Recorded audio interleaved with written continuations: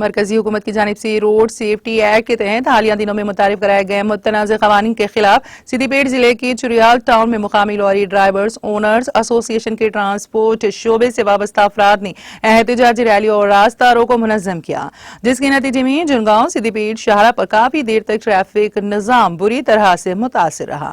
احتجاجی لوری drivers owner نے متنازع قوانین سے فوری دستبردار ہونے کا پرزور مطالبہ کیا اور مرکزی حکومت مرکزی وزیر داخلہ امت شاہ کے خلاف زبردست نعرے بازی کی۔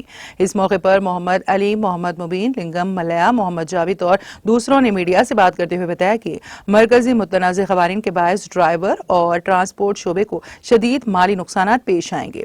5,000 روپے سے بھی کم تنخواہ پر کام کرنے والے ڈرائیورز اتفاقی طور پر ہونے والے حادثات کے باعث 7 لاکھ روپے کا جرمانہ کس طرح ادا کریں گے؟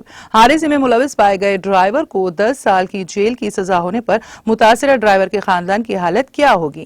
اس بارے میں حکومت کو غور کرنا چاہیے۔ انہوں نے احتجاج کو مذکورہ قوانین کے منسوخ کرنے تک جاری رکھنے کا انتباہ دیا۔